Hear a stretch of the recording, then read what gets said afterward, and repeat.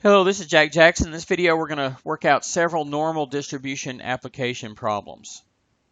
In this video, I'm going to show you screenshots from a TI-84, but a TI Nspire works extremely similarly, so I'm not going to pull those screens up, but they'll be pretty much the same thing. And I'm not going to draw you visualizations of these, but there are, of course, visualizations on both the CDF and the PDF that we could be looking at for each of these examples. Okay, so in this first application, real-world problem here, the plasma cholesterol level in milligrams per deciliter for patients with no prior evidence of heart disease who experience chest pain is normally distributed with a mean of 200 and a standard deviation of 35. Consider randomly selecting an individual from this population. What is the probability that the plasma cholesterol level is at most 250? See if you can work this out yourself. Come back and check it in a minute. Press pause now. Well, this is a normal distribution, and at most 250 means 250 or less. This is a left-tailed probability. We go from negative infinity up to 250. So negative infinity, we're going to use 200. We're going to use the mean minus 10 standard deviations. Part of the reason why I use 10 standard deviations above and below the mean is pretty easy to work out. Multiplying by 10 just moves a decimal one place to the right, so that makes that 350. 200 minus 350 is negative 150. So or you could just type in 200 minus 10 times 35, which is what I've done here. But you could easily just put in negative 150 there as well. We're going to go from that up to 250, and then we give it a mean of 200 and a standard deviation 35, and sure enough, out pops the probability, a little over 92%. So of these types of people, 92% roughly will have a probability of 250 or less. All right. Same distribution. What's the probability that the plasma cholesterol level is between 300 and 400? Press pause till you have it worked out. Come back then. Well, it's just normal CDF between 300 and 400 with a mean of 200, standard deviation of 35, 0.0021. Same distribution. What's the probability that the plasma cholesterol level differs from the mean by at most 1.5?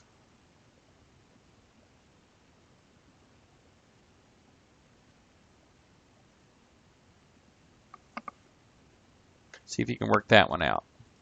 Okay, so at most 1.5 standard deviations above and below the mean means that it's close to the mean. So it's between 1.5 standard deviations below to 1.5 standard deviations above. Okay, so 1.5 below would be 200 minus 1.5 times 35 up to 200 plus 1.5 times 35. With a mean of 200 and standard deviation of 35, which is 0.866. But in this case, it might be easier to do it just from a standard normal.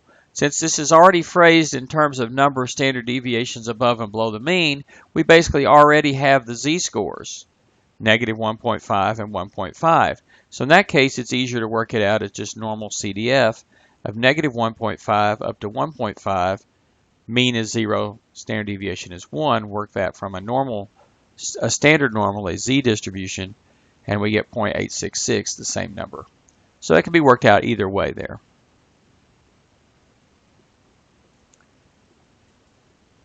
What's the probability that the plasma cholesterol differs from the mean by at least 2 standard deviations? Well, that's 1 minus the probability that it differs by less than 2. So that's 1 minus the normal CDF from negative 2 to 2 of 0, 1.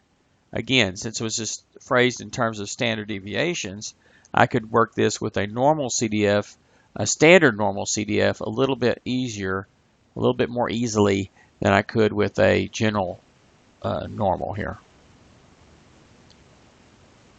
So about 0.0455. All right, a new application, application 2. Suppose the diameter in inches at breast height of trees of a certain type is normally distributed with mean 8.8 inches and standard deviation 2.8 inches, as suggested in this particular article from Forest Products Journal back in May of '97. So this is actual real-world data here. What's the probability that a randomly selected tree will be at least 10 inches in diameter? Well, here I decided to take the 8.8, store it as M, and the 2.8, store it as S.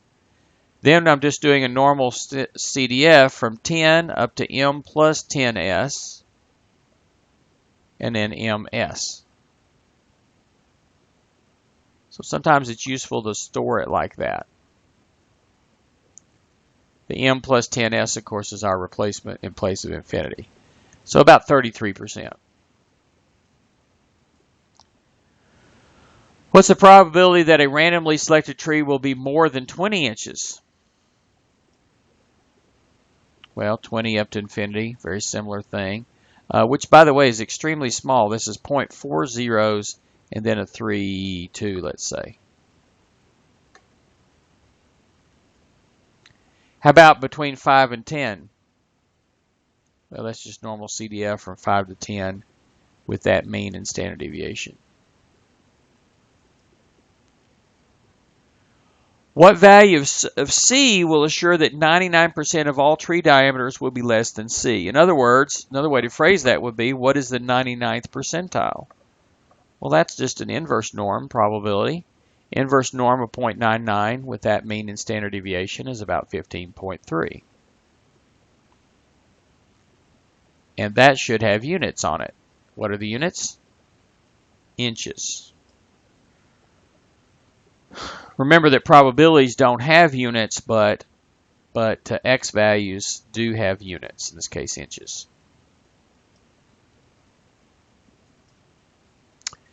All right, what value C will assure that 98% of all diameters will be in the interval from 88 minus C to 88 plus C? Well, notice, not 88, but 8.8. Notice that 8.8 is the mean, so this is going above and below the mean by the same distance. All right, so one way to think about that is this. If there's this middle part has 98%, then 1 minus 98%, or 2%, 0.02, is outside that interval. Because this interval is centered up on the mean of a symmetric distribution, the distribution that's symmetric about the mean, then that leaves a total of 0.02 outside the interval, which is evenly divided in the two tails. So each tail has 0.01. So that 0.01 is in each tail. So what about the probability that X is less than 8.8 minus C? That probability to the left has to be 0.01.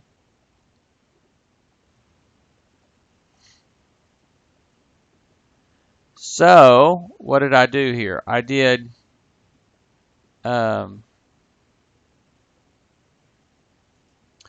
so we do an inverse norm of the 0.01 with a mean of 8.8 and a standard deviation of 2.8, and we get 2.286, etc. Well, that's 8.8 minus C. So add C to both sides and then subtract the 2.28, so forth from that. So I just do 8.8 minus that answer, and that's my C, 6.5 something. And we could sort of check it by doing a normal CDF from 8.8 minus that answer to 8.8 plus that answer with our mean and standard deviation. I still have these stored as M and S. And so that turns out to be 0.98, or at least approximately 0.98.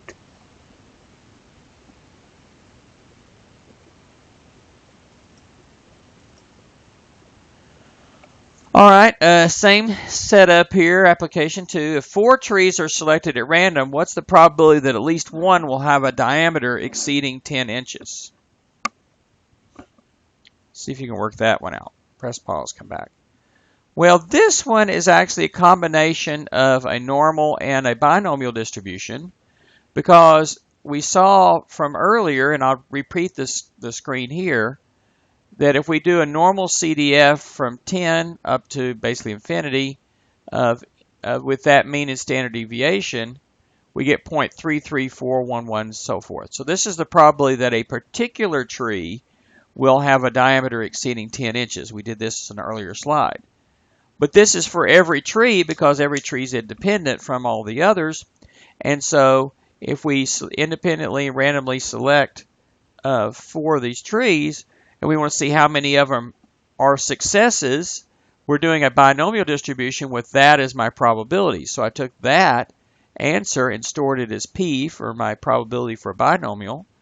And then I want to do the binomial CDF. Well, at least 1 means not less than 1, so not 0. So it's 1 minus binomial CDF of 4P 0. Actually, since it's 0, this could also be binom PDF of the same inputs, and it would be the same. And we get that. So it's about 80% chance that at least 1 will have a diameter at least 10 inches. So the probability of any one particular one is around a third, just a little bit bigger than 33%. But the probability if we try 4 of them, when each one has a probability of 33%, then there's an 80% probability that at least one of them will have a diameter this big. So notice here we kind of combined knowing something about normal probability with knowing something about binomial probability to put these two things together. All right, here's our third application. The third scenario. The automatic opening device of a military cargo parachute has been designed to open when the parachute is 200 meters above the ground. Now, suppose the opening altitude actually, it's not always perfectly on 200 meters every time. It has some variability. But suppose that the altitude that it actually opens has a normal distribution with mean 200 meters and a standard deviation of 30 meters. Now, let's also suppose that there's going to be some equipment damage if the parachute opens too late, if it opens at an altitude of less than 100 meters. So what's the probability that there's equipment damage to the payload of any particular such cargo drop? And then what's the probability that there's an equipment damage to the payload of at least one of 5 independent such drops? See if you can work this out. Come back. Well, this is kind of like the last one, and that we have a part 1 there is a normal probability.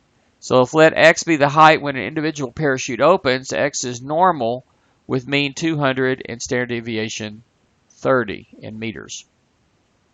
So the probability that x is less than 100 is 1/2 minus the probability that x is between 100 and 200. Okay, that's one way to think of it, because so I could do it that way.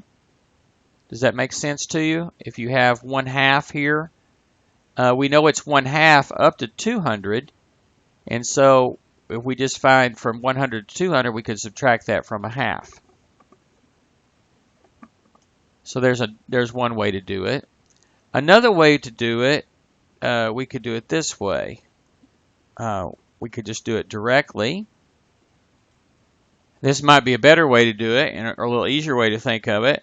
It's normal CDF from minus infinity up to 100. Well, this is things dropping to the ground, so really a 0 should be good enough for minus infinity, basically here. So anywhere from 0 to 100 would be a payload damage.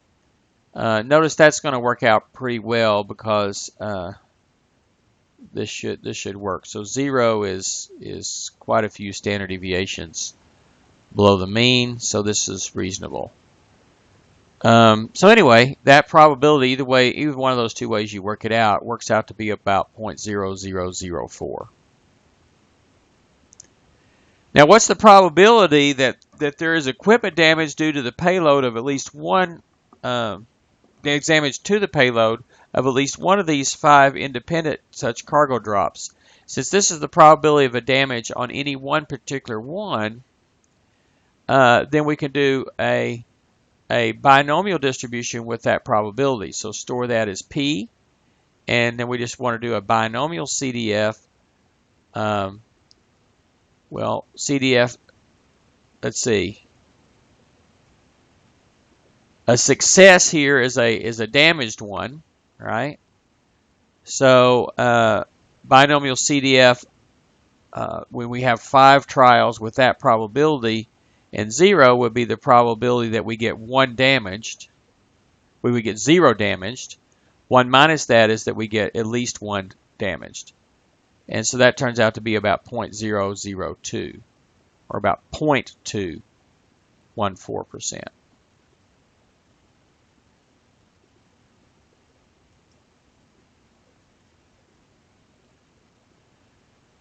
All right, here's one more example, last one for this video. The distribution of resistance for resistors of a certain type is known to be normal, with 10% of all resistors having a resistance exceeding 10.256 ohms and 5% having a resistance smaller than 9.671 ohms. What are the mean value and standard deviation of the resistance distribution? So notice this one we're kind of working backwards. We know some probabilities. We want to work backwards and find the mean and standard deviation. Now this is where it's useful, these problems right here are where it's very useful to know that a standard normal distribution is going to give you the same kind of a distribution, okay, same kind of probabilities. So consider a standard normal, that's the probability for z-scores. We know that z is less than z1 is going to be 5% or 0.05. And the probability that z is greater than z2 is 0.9. So using our calculators, we say that the inverse norm of 0.05 with a mean of 0 and standard deviation 1 gives us a z-score of negative 1.644, etc. And the z-score corresponding to a 0.9 probability to the left is inverse norm of 0.901. We would call this guy, the negative 1.6, we would call that, well, let's do this one. The z of with the 0.9 to the left, we would call z sub 0.1 because it's 10% to the right. And this one here, z1, we would call z sub 0.95 because there's 0.95 to the right. But the value to the left is what's important for us with the inverse norm. Okay, so anyway, we've got the z-scores. Well, once we have the z-scores, we can work backwards to find the mean by working sort of a set of equations here. So we have this is the z-score. On the one hand, the z-score is the x value, 10.256, minus the mean divided by standard deviation. And we know that's got to be 1.28155157. On the other hand, this other z-score is its x value, 9.671, minus the mean over the standard deviation. And that z-score, because of the inverse norm, we know is negative 1.644 or 85, etc. Okay, so now we have 2 equations with 2 unknowns, and we have to do just a little bit of algebra here. So I'm going to multiply both sides by sigma to clear out these denominators. So I have the 1.28 sigma equals the 10.256 minus mu. And the, well, this one over the right, I'm going to multiply by negative sigma. And that makes this 1.644 something sigma. And it changes the sign, cancels the sigma, but changes the sign here.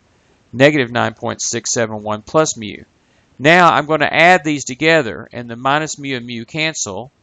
The 10.256 minus 9.671 is the 0.585. And then when I subtract this, I add these two together, I'm adding the coefficients, which comes up to about 2.926 sigma. Divide both sides by the coefficient here, 0.585 divided by 2.926, whatever. And we get approximately this, which rounds off to about 0.2. So sigma is approximately 0.2. And once I have sigma, I can go back into one of these equations, say this one right here, and plug that in place of the sigma in the equation right there. And also put in the non-rounded version there. Multiply those two, and then let's see, add mu to both sides and subtract that from both sides. So 10.256 minus the 1.28, etc., times the 0.1999, etc., and you get 9.99998, or about 10. So in this case, the mean is about 10 ohms, and the standard deviation is about 0.2 ohms. So see how we were able to leverage the standard normal distribution to get z-scores, since we knew or could figure out cumulative probabilities up to the points we were after. We could find the corresponding z-scores and then take those corresponding probabilities to find the corresponding z-scores. Then we could use the formula for the z-score in that to give us two equations, two unknowns, which we could solve for the sigma and the mu.